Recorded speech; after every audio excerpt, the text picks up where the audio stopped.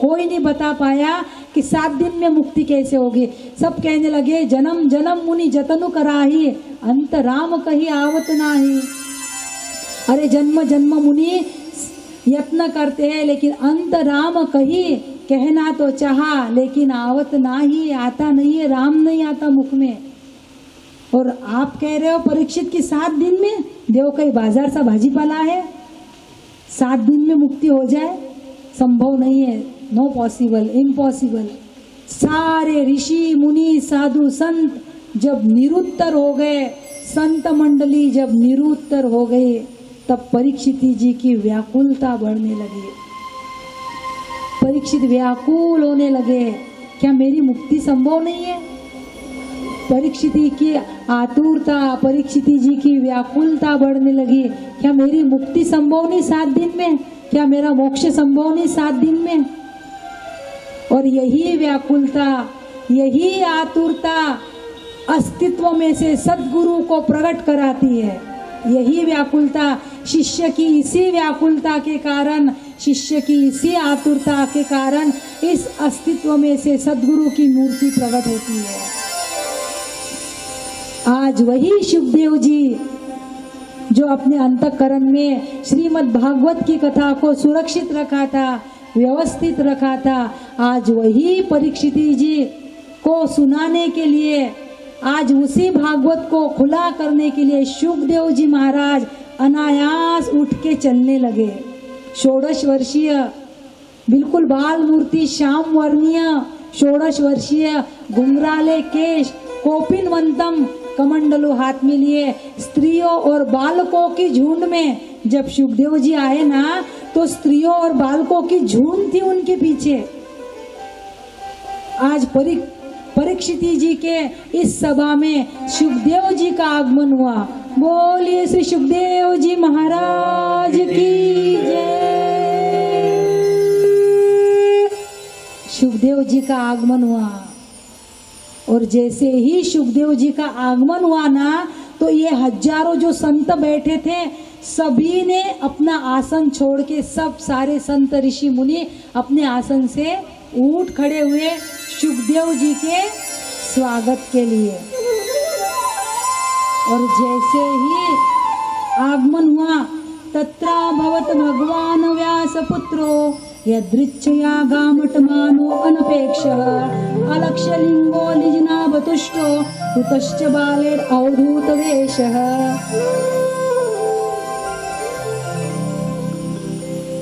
सुखदेव जी का आगमन हुआ, और जैसे ही सुखदेव जी का आगमन हुआ और परीक्षित जी ने देखा, तो परीक्षित जी को पता है क्या लगा, योगी नाम परमम गुरु, कोई योगियों का योगी, कोई परम योगी, कोई परम गुरु आज मुझे मिला है। योगियों का योगी, कोई परम गुरु, परम योगी मुझे आज मिला है। सुखदेव जी के चरणों में परीक्षित जी गिर गए, दंडवत करने लगे, प्रणाम करने लगे। गुरुर ब्रह्मा गुरुर विष्णु गुरुर्देवो महेश्वरा गुरुर साक्षात परब्रह्म तस्मै श्री गुरुवे नमः। परीक्षित जी ने सुखदेव जी को प्रणाम किया, और ये गुरुर ब्रह्मा गुरुर विष्णु गुरुर्देवो महेश्वरा गुरुर साक्षात परब्रह्म तस्मै श्री गुरुवे नमः, एक केवल प्रणाम करने का मंत्र नहीं है। ये मंत्र केवल प्रणाम करने का नहीं है। जब शिष्य के अंतकरण की वेदना बोलती है, शिष्य के अंतकरण का, साधक के अंतकरण का समर्पण जब बोलने लगता है कि गुरुर साक्षात पर ब्रह्म तस्मै श्री गुरुवे नमः, ये साधक के, शिष्य के अंतकरण का समर्पण है, ये केवल मंत्र नहीं है। गुरु मिला सब कुछ मिला, बाकी बचा न को। गुरु मिला सब कुछ मिला, बाकी बचा न को। काल करम की कोठरी में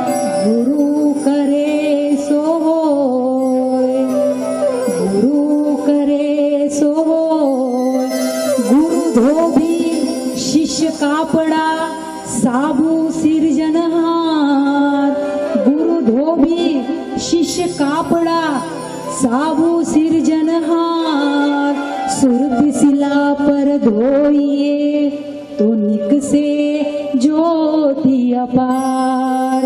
गुरु धोबी है, गुरु अपने शिष्य के लिए धोबी भी बनने के लिए तैयार है, शिष्य कापड़ा है। साबु सिरजनहार, वह मेरा परमात्मा साबन है। सुर की शिला पर धोइए, स्मरण की शिला पर धोइए, स्मरण करते रहिए तो निक से ज्योति अपार, ऐसी ज्योति निकलेंगी कि जीवन का पूरा अंधकार नाश हो जाएगा। यह तन विष की बेलरी, गुरु अमृत की खान।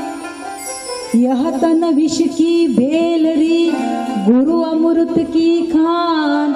सिर काटे सतगुरु मिले तो भी सौदा सस्ता जान। सिर काटने से भी सतगुरु मिले तो समझना बहुत सस्ते में मिल गया। गुरु मिलने के बाद ऐसा लगे बस अब कुछ भी पाना, कुछ भी जानना, कुछ शेष नहीं बचा।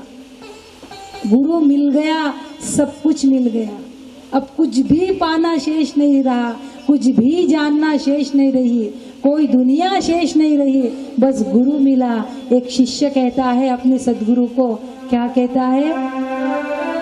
आसरा इस जहां का मिले ना मिले, आसरा इस जहां का मिले ना मिले, मुझको तेरा सहारा सदा चाहिए। आसरा इस जहां का मिले ना मिले, आसरा इस जहां का मिले ना मिले, मुझको तेरा सहारा सदा चाहिए, मुझको तेरा सहारा सदा चाहिए। शिष्य कहता है, शिष्य क्या कहता है गुरुदेव से? हे गुरुदेव, इस जहां का आसरा मिले न मिले कोई चिंता नहीं, कोई परवाह नहीं, और वैसे भी दुनिया का क्या भरोसा है मेरे भाई बहन। दुनिया कंडीशन के हिसाब से बदलती है, दुनिया कंडीशन के हिसाब से बदलती है। चाय में मक्खी गिरे तो चाय को फेंकती है, घी में मक्खी गिरे तो मक्खी को फेंकती है। चाय में यदि मक्खी गिर जाए ना, चाय 5-10 रुपए की चाय को फेंकेंगी, और घी में मक्खी गिरे तो घी 800-900 रुपए किलो है, और प्योर गावरानी गाय का घी 1500-1800 रुपए किलो है, गावरानी गाय का घी।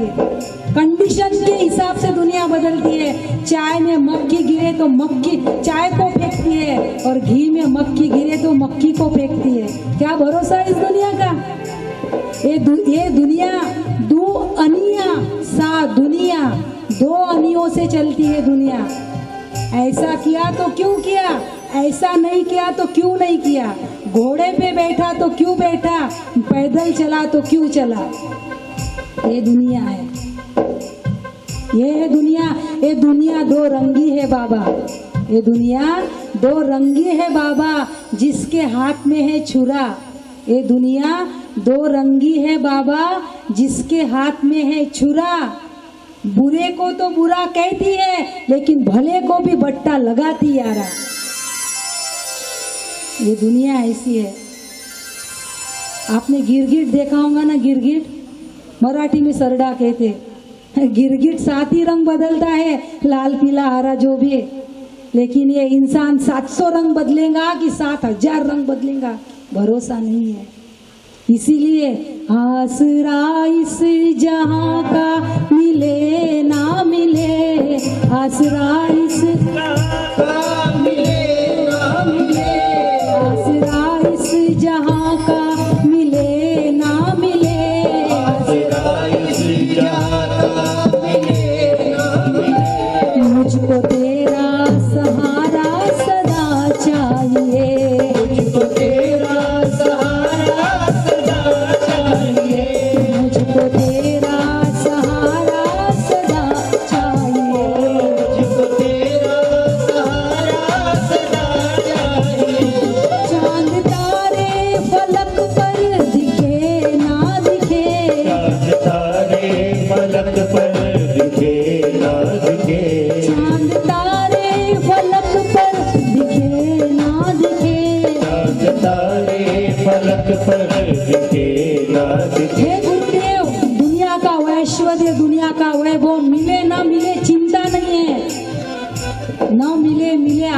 सी चांद तारे फलक पर, लेकिन ऐसी स्थिति कर देना गुरुदेव। एक शिष्य कहता है गुरुदेव से, क्या ऐसी स्थिति बना देना गुरुदेव हमारी कि सुमिरन मेरा हरि करे और मैं पावा विश्राम। ऐसी स्थिति न कर जपो न माला जपो न जीवा जपो राम, न कर जपो न माला जपो न जीवा जपो राम, सुमिरन मेरा हरि करे और मैं पावा विश्राम। ऐसी स्थिति बना देना भगवान हे सद्गुरु कि परमात्मा मेरा स्मरण करने के लिए राजी हो जाए और मैं विश्राम करूं। अरे माझिया देहाची मज नव्हे चाड, कुठे करू कोड अधिकाची, मेरे ही देह की सुधी मुझे नहीं तो और क्या सुधी लूं मैं। ऐसी स्थिति बना देना। जित देखो उत और सखी सामने मेरे सावरिया, जित देखो मेरा सावरिया मुझे नजर आए, ऐसी मेरी स्थिति बना देना। इसलिए शिष्य क्या कहता है, चांद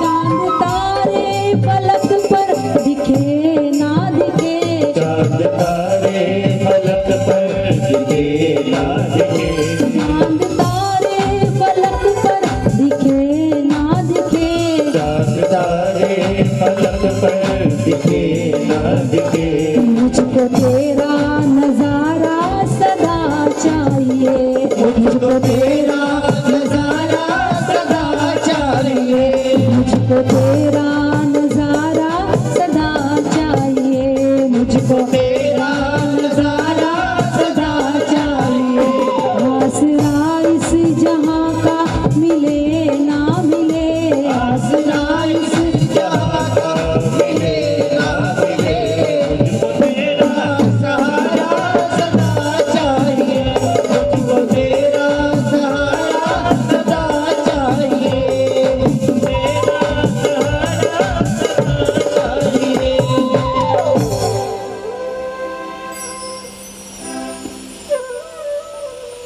और इतने प्रेम से इतने समर्पण से कोई व्यक्तिमत्व खड़ा हो, इतनी प्रेम से इतना समर्पण परीक्षित जी का, एक ही आशा एक ही भरोसा, 7वें दिन तक्षक आएगा, मुझे दंश करेगा, मेरी मृत्यु होगी, ये जीवन सर्वनाश को प्राप्त होगा, ये जीवन सर्वनाश को प्राप्त हो उससे पूर्व मैं सर्वस्व को प्राप्त कर लूं, ये जीवन सर्वनाश को प्राप्त हो उससे पूर्व में सर्वस्व को प्राप्त कर लूं।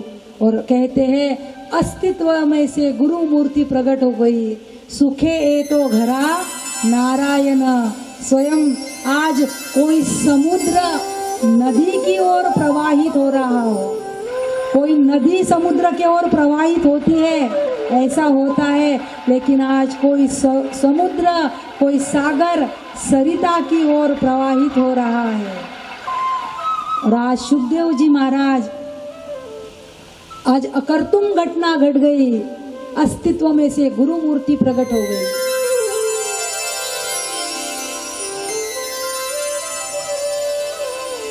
और जैसे ही सुखदेव जी महाराज आए और परीक्षित जी ने उनके चरणों में दंडवत प्रणिपात किया, प्रणाम किया और पूछने लगे। सुखदेव जी से परीक्षित जी कुछ पूछ रहे हैं, लेकिन और परीक्षित जी को सुखदेव जी क्या साधना सिखाते हैं, इसकी चर्चा हम एक हनुमान जी का भजन गाने के बाद, आज शनिवार है ना, इसलिए एक हनुमान जी की तो आराधना होनी चाहिए। हनुमान जी के बिना शक्ति नहीं मिलती और कलयुग की प्रत्यक्ष देवता है, इसलिए एक हनुमान जी का भजन। और उस छोटी सी सेवा बस देखो हनुमान की, छोटी सी सेवा बस देखो हनुमान की,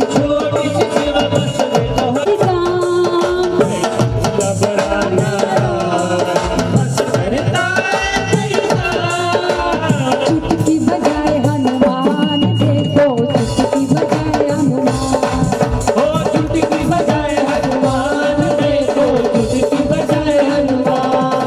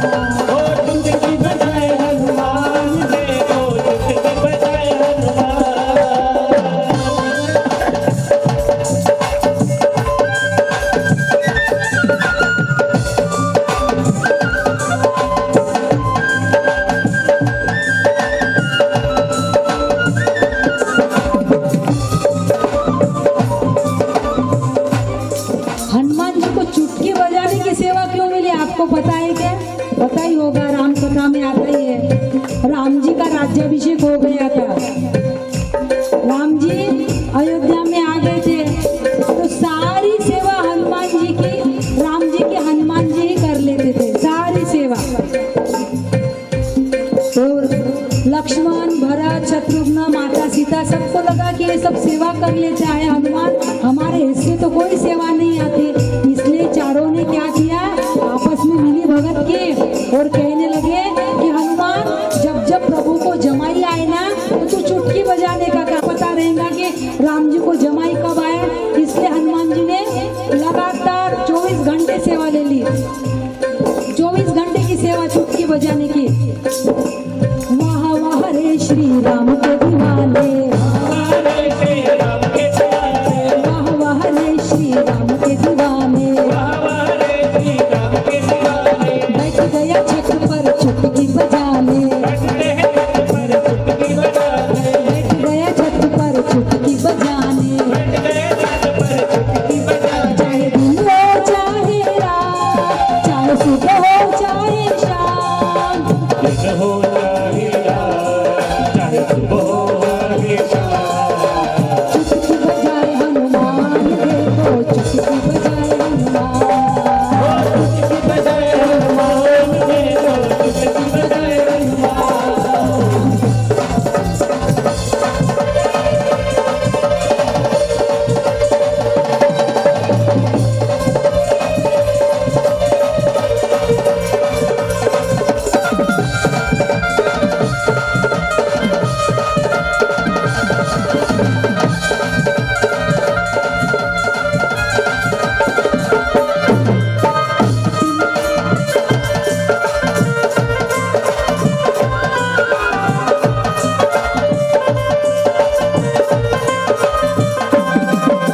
रुकती नहीं देखो चुटकी जरा सी, रुकती नहीं देखो चुटकी जरा सी। अब हनुमान जी की चुटकी रुके नहीं और राम जी की जमाई थमे नहीं।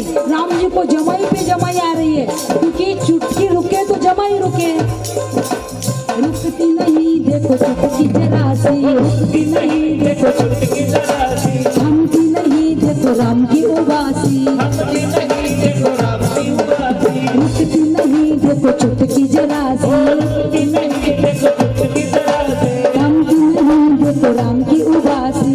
देखो राम की उबासी। जब दुखी हो गए राम और घर वाले परेशान, जब दुखी हो गए राम, सब घर वाले परेशान। चुटकी बजाए हनुमान, देखो चुटकी बजाए हनुमान। चुटकी बजाए हनुमान, देखो चुटकी बजाए हनुमान।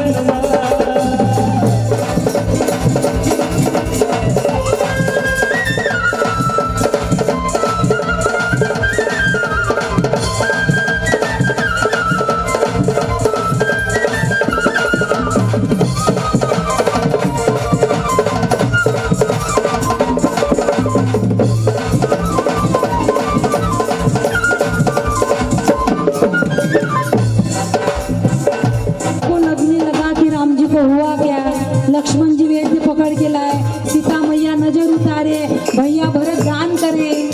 वेद पकड़ लाए लक्ष्मण भैया, वेद पकड़ लाए लक्ष्मण भैया। नजर उतारे देखो सीता मैया, नजर उतार देखो सीता मैया। वेद पकड़ लाए लक्ष्मण भैया, वेद पकड़ लाए लक्ष्मण भैया। नजर उतारे देखो सीता मैया। नजर उतार देखो सीता मैया। पाठ करे सरगा, भाई भरत करे देखो दान, पाठ करे सरगा, भाई भरत करे देखो दान। चुटकी बजाए चुटकी बजाए हनुमान, देखो चुटकी बजाए हनुमान।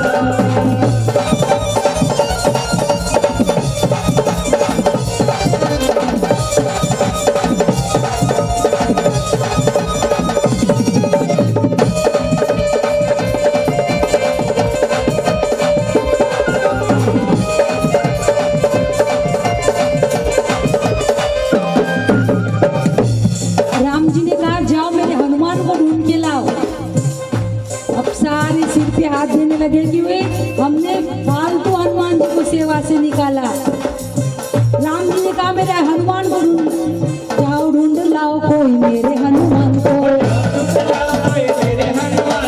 जाओ ढूंढ लाओ कोई मेरे हनुमान को, जिसने संभाला हर घड़ी श्री राम को, जिसने संभाला हर घड़ी श्री राम को, जिसने संभाला हर घड़ी श्री राम को, कर देता मेरा हनुमान उसको चुटकी बजा के काम, कर देता मेरा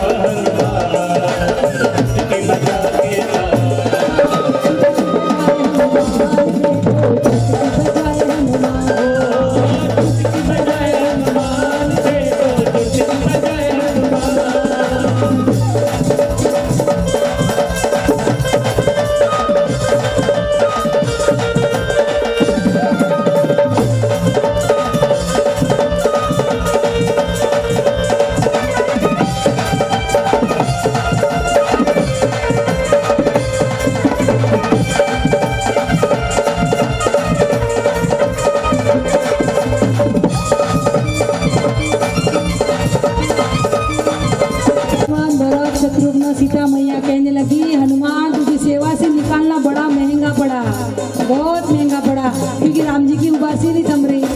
महंगा पड़ा तुझे सेवा से निकालना, तेरे बस में है श्री राम को संभालना, ओ तेरे बस में है श्री राम को संभालना। आया बनवारी गया, आया बनवारी हम गया, नहीं राम बिना हनुमान, आया बनवारी हम गया, नहीं राम बिना हनुमान। अब हनुमान जी चुटकी नहीं बजा रहे, अब क्या कर रहे, क्या कर रहे, आया फिर से हनुमान देखो, आया फिर से आया फिर से हनुमान देखो, आया फिर से हनुमान, आया फिर से हनुमान देखो, आया फिर से हनुमान, आया फिर से हनुमान देखो, आया फिर से हनुमान, आया फिर से हनुमान देखो, आया फिर से हनुमान, आया फिर से हनुमान देखो, आया फिर से हनुमान, आया फिर से हनुमान देखो, आया फिर से हनुमान, आया फिर से हनुमान देखो, आया फिर से हनुमान। बोलिए हनुमान जी महाराज की जय। आज का आगमन हुआ, परीक्षित जी चरणों में गिरे, इतना समर्पण, इतना प्रेम, इतना भाव, सप्तम दिन मेरी मृत्यु होने वाली है। परीक्षित आनंदित हुए, सुखदेव जी को आसन पे विराजित किया, व्यासासीन किया, और परीक्षित और सुखदेव जी महाराज के लिए सुना है कि ऐसे है कि आज तक कोई शिष्य नहीं बनाया सुखदेव जी ने, कोई शिष्य के वर्णन नहीं आता शास्त्रों में, और ऐसी कथा सुनाई नॉन स्टॉप सुखदेव जी ने परीक्षित जी को 7 दिन, यानी अभी से शुरू हुई तो 6 बजे तक 1 सेकंड की भी गैप नहीं, नॉन स्टॉप MP3 कंटिन्यू। न सुखदेव जी ने जल पिया, न परीक्षित जी ने जल पिया, 7 दिन तक निराहार, खाना तो बहुत दूर की बात है, जल तक नहीं पिया, न सुखदेव जी ने पिया न परीक्षित। 6ठे दिन की दशम स्कंद की जब कथा आई तब सुखदेव जी ने कहा कि परीक्षित कुछ जल तो पी लो, 6 दिन हो गया जल नहीं पिया। परीक्षित ने कहा गुरुदेव जिसने अमृत पिला दिया उसके सामने जल क्या चीज है, जिसने इतना अच्छा अमृत पिलाया, ऐसा कथा अमृत पिलाया।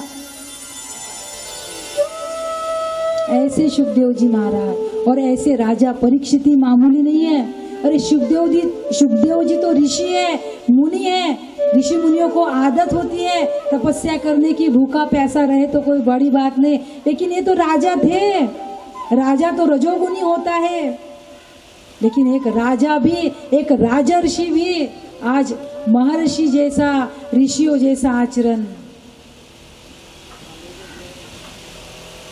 परीक्षित जी ने प्रश्न किया कि हे गुरुदेव जिसका मरण समीप है, बहुत समीप है, मरणासन्न पुरुष के लिए ऐसा क्या उपाय है कि जिसे 7 दिन में परम सिद्धि प्राप्त हो जाए, 7 दिन में परम गति प्राप्त हो जाए। परीक्षित जी ने ये प्रश्न नहीं किया ब्रह्म क्या है, माया क्या है, ईश्वर क्या है, जीव क्या है, जगत क्या है, ये प्रश्न नहीं किया परीक्षित ने। मरणासन्न पुरुष के लिए, जिसका मरण समीप है, ऐसे पुरुष के लिए ऐसा कौन सा साधन है कि जिससे उसकी 7 दिन में मुक्ति हो जाए। और परीक्षित का प्रश्न सुनकर शुकदेव जी इतने गदगद हुए, इतने आनंदित हुए, इतने प्रसन्न हुए और कहने लगे, परीक्षित क्या प्रश्न किया है। आत्मज्ञानी महापुरुषों की सभा में इस प्रश्न का बहुत मान है। ऐसे प्रश्न का आत्मज्ञानी महापुरुष बड़ा आदर करते हैं। बहुत अति उत्तम प्रश्न किया है। कहने सुनने बोलने योग्य जितनी भी बातें हैं, जितनी भी कहने सुनने, उस मनुष्यों के लिए सबसे सर्वश्रेष्ठ प्रश्न ये है कि मरण समीप है तो क्या करे। और हमारा भी तो मरण समीप ही है ना, भले ही हमें पता नहीं, लेकिन मृत्यु भी तो हमारी भी तो होंगी, इन 7 दिन के अंदर ही होंगी ना। यानी ये 7 दिन यानी सोम मंगल बुध, ये 7 दिन के अलावा 8वां दिन तो कोई बना ही नहीं है विधाता ने। हमारी भी तो ये 7 दिन के अंदर मृत्यु होने वाली है। हमने कभी प्रश्न सोचा, ठीक है किसी को प्रश्न नहीं किया, लेकिन हमने कभी सोचा ऐसा कि 7 दिन में हमारी मृत्यु होगी, हम क्या ऐसा करें कि ठीक है परम गति नहीं, परमात्मा की प्राप्ति नहीं, लेकिन गति तो सुधरे हमारी। नॉन गारंटी का, नॉन वारंटी का शरीर लेके बैठे हैं हम, क्या गारंटी है इसकी, क्या वारंटी है। अरे मार्केट में जाओ, एक चीज नहीं लेते हम बिना गारंटी वारंटी के, पूछते हैं कितने साल की गारंटी है, कितने साल की वारंटी है। और बिना गारंटी बिना वारंटी का शरीर लिए बैठे हैं, लेकिन फिर भी कभी सोचा नहीं हमने कि 7 दिन में तो हमारी भी मृत्यु होगी, तो हमने भी ऐसा क्या साधन करना चाहिए। लेकिन आज परीक्षित जी का प्रश्न सुनकर शुकदेव जी गदगद हुए, और इतने गदगद हुए कि सीधा परीक्षित जी को साधना बताना शुरू की। नहीं तो नियम ऐसा होता है कथा का कि सबसे पहले मंगलाचरण गाया जाता है। हम भी आते हैं तो मंगलाचरण गाते हैं ना, नियम ऐसा होता है कथा का, सबसे पहले मंगलाचरण गाया जाता है। लेकिन शुकदेव जी ने मंगलाचरण नहीं गाया, शुकदेव जी ने परीक्षित जी की तारीफ की, स्तुति की। और द्वितीय स्कंद का यह प्रथम श्लोक है, कौन सा, वर्यानेशते प्रश्न कृतो लोकहितं नृपः आत्मवित् सम्मतः पुंसां श्रोतव्यादिषु परः। द्वितीय स्कंद का प्रथम श्लोक है ये। शुकदेव जी ने परीक्षित जी को कहा कि हे राजन, आपने अति उत्तम प्रश्न किया है, बहुत सुंदर। और अब श्री शुकदेव जी महाराज परीक्षित को सगुण परमात्मा का समष्टि ध्यान पढ़ाने लगे, साधना पढ़ाई। शुकदेव जी ने परीक्षित जी को साधना पढ़ाई, सगुण परमात्मा का समष्टि ध्यान कैसे किया जाता है, साधना पढ़ाई। कहते हैं कि परीक्षित स्नान करो और एकांत में बैठो। सर्वसामान्य नियम ही है, साधकीय सर्वसामान्य नियम है, स्नान करो और एकांत में बैठो। गृहात प्रव्रजितो धीरः पुण्य तीर्थ जलाप्लुतः शुचो विविक्तः आसीनो विधिवत कल्पित आसने। विधिवत आप आसन पे स्नान करके एकांत में बैठो। एकांत का अर्थ क्या है, हम अति सूक्ष्म यानी संक्षेप में बता रहे। एकांत का अर्थ, सबसे पहला अर्थ ये है एकांत का कि ध्वनि शून्य, रव शून्य, बिल्कुल कोई शोरगुल नहीं, कोई कोलाहल नहीं, कोई हो हल्ला नहीं, ध्वनि शून्य ऐसे स्थान में स्नान करके बैठो। ये पहला अर्थ है एकांत का। और दूसरा अर्थ क्या है एकांत का, एक में सबका अंत कर देना। एकांत, एक में सबका अंत, सभी का।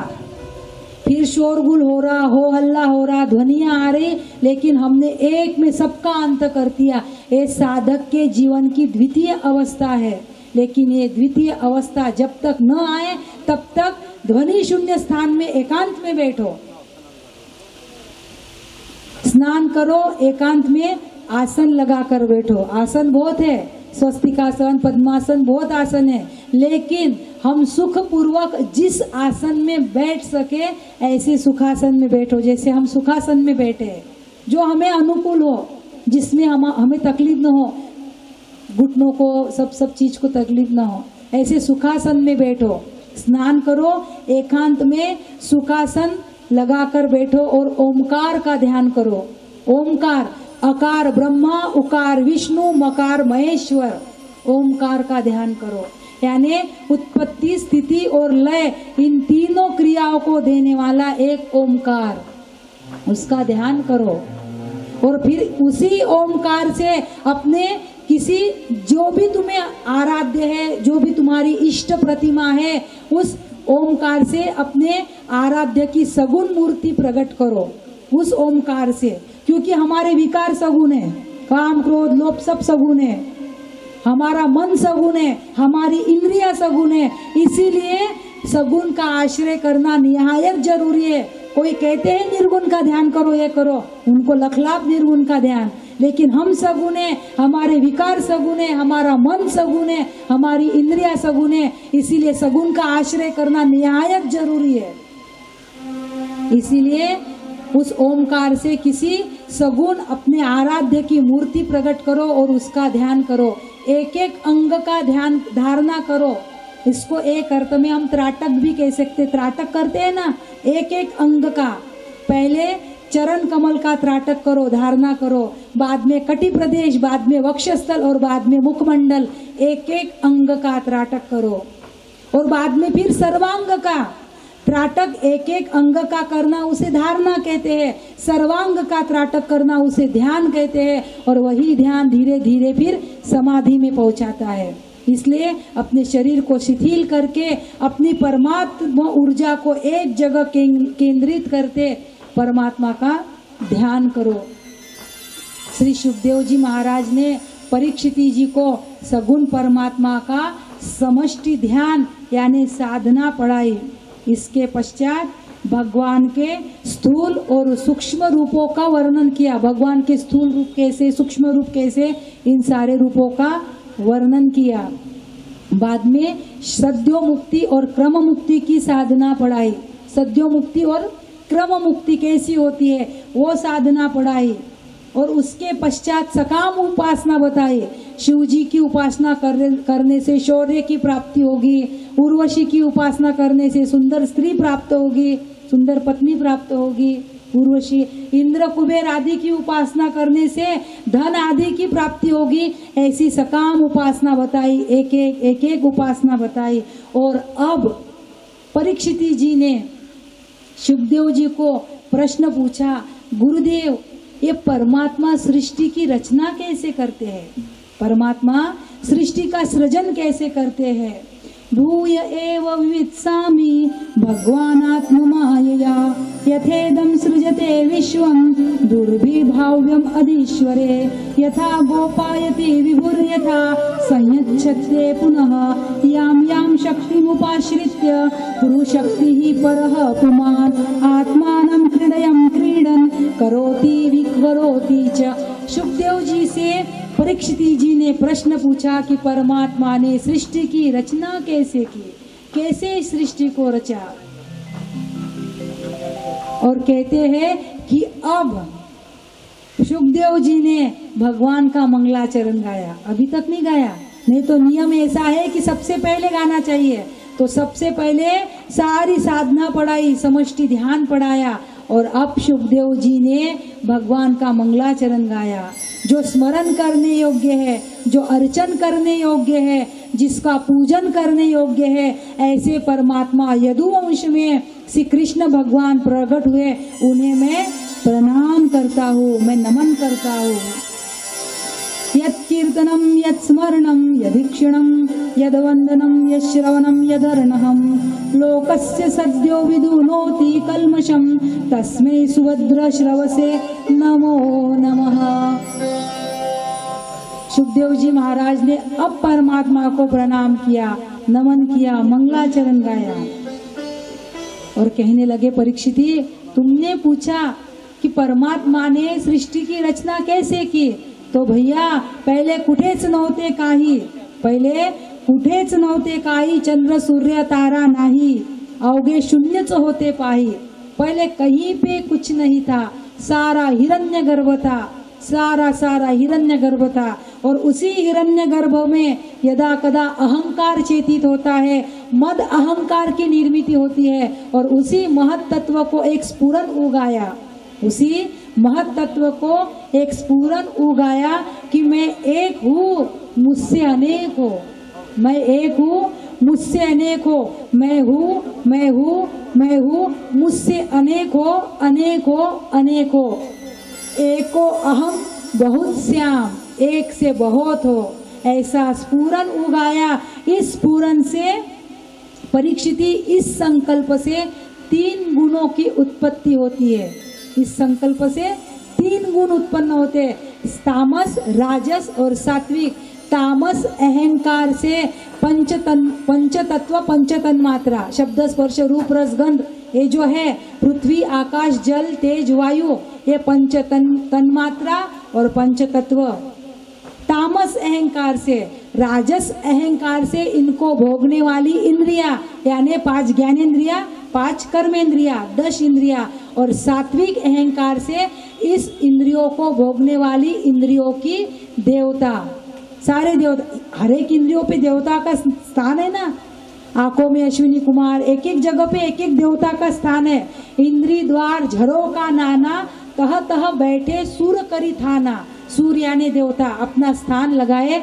हमारे 10 इंद्रियों पे 10 देवता का तभी पूजा कराते तो कराते हैं ना, यहाँ पे ये नाम, यहाँ पे ये नाम, यहाँ पे ये नाम, ऐसा होता है ना 10। तो पंच ज्ञानेन्द्रिया, पंच कर्मेंद्रिया, पंच तत्व, पंच तन्मात्रा और मन बुद्धि चित्त अहंकार, यानी पंच तन्मात्रा, पंच तत्व 10 इंद्रिया 20 और मन बुद्धि चित्त अहंकार, ऐसा 24 तत्व का एक शरीर तैयार हुआ। और शरीर तो तैयार हो गया, लेकिन उसमें कोई हलचल नहीं, कोई चेष्टा नहीं, निचेष्ट था।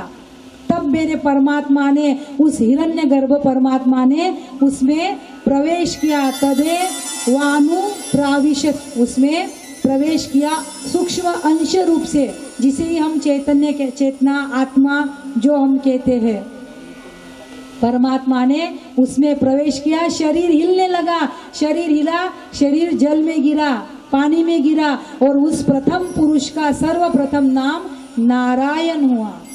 नार अयन सा नारायण, नार यानी पानी, अयन यानी घर, पानी ही जिसका घर है, ऐसे नारायण भगवान का प्रथम पुरुष का प्रथम नाम नारायण।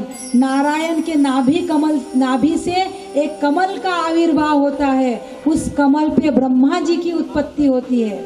जैसे ही ब्रह्मा जी उत्पत्ति हुई, ब्रह्मा जी कमल के डंडी से नीचे नीचे नीचे जाने लगे, बहुत दूर दूर तक गए, लेकिन ब्रह्मा जी को कहीं उस डंडी का अंत नहीं मिला।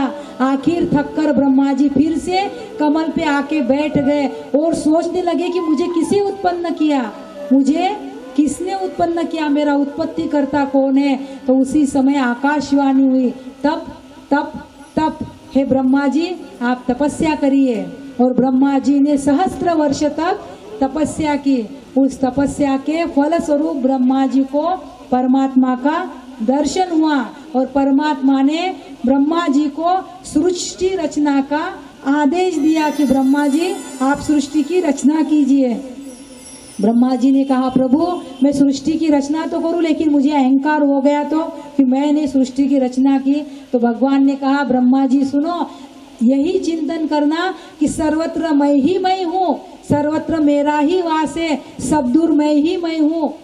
ऐसा चिंतन करोगे तो अहंकार नहीं होगा। और भगवान ने, श्रीमन नारायण विष्णु ने ब्रह्मा जी को चतुश्लोकी भागवत का ज्ञान दिया, चतुश्लोकी भागवत श्रवण कराई, जो 10 लक्षणों से युक्त है। ऐसी चतुश्लोकी भागवत भगवान ने ब्रह्मा जी को सुनाई। यहाँ द्वितीय स्कंद विराम होता है, और तृतीय स्कंद के आरंभ में परीक्षिति जी से सुखदेव जी कहने लगे कि परीक्षिति, तुमने जो सृष्टि के विषय में प्रश्न मुझे पूछा, यही प्रश्न एक बार विदुर जी ने मैत्रेय ऋषि से पूछा था।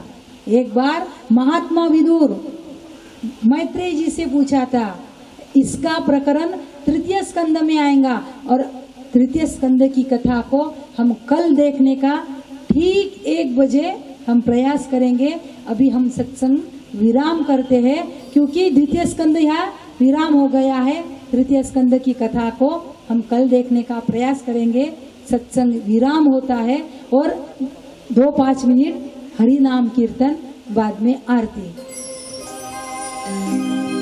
गोविंद गोविंद गोपाला कृष्ण गोविंद गोविंद गोपाला कृष्ण गोविंद गोविंद गोपाला भज मुरली मनोहर नंदलाला भज मुरली मनोहर नंदलाला भज मुरली मनोहर नंदलाला भज मुरली मनोहर नंदलाला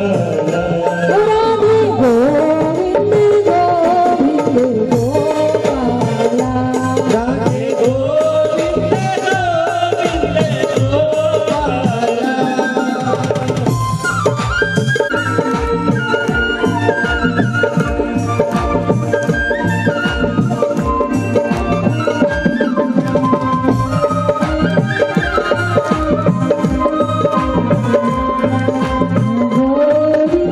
गोविंद गोपाला राधे गोविंद गोविंद गोपाला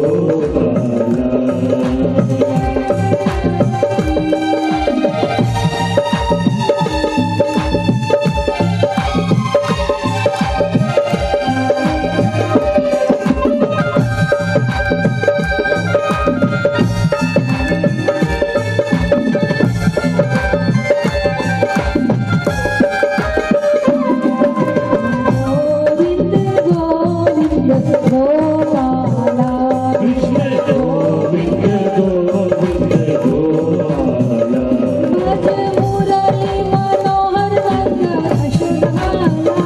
भज मुरली मनोहर यशोदा लाला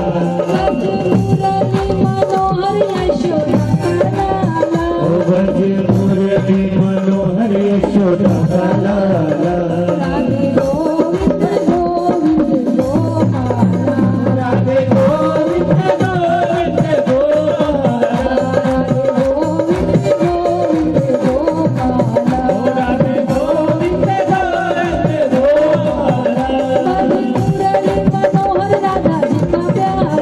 भज मुरली मनोहर राधा जी का प्यारा भज मुरली मनोहर राधा जी का प्यारा राधे गोविंद गोविंद गोपाला राधे राधे राधे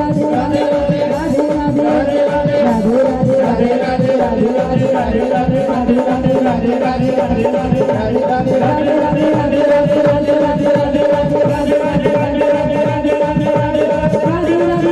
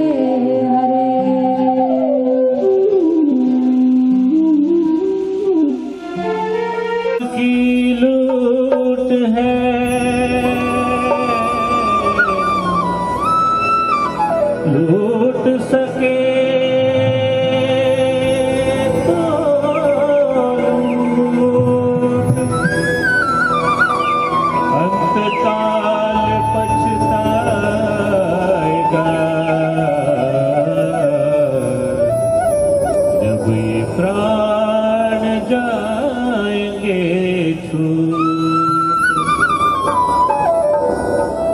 श्री भागवत भगवान की है आरती, पापियों को पाप से है तारती।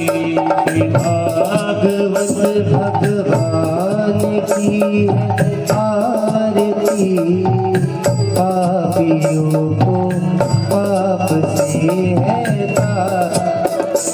ये अमर ग्रंथ, ये मुक्ति पंथ, ये पंचम वेद निराला है। नव ज्योति जगाने वाला है। हरि धाम यही, हरि धाम यही, जग के मंगल की आरती।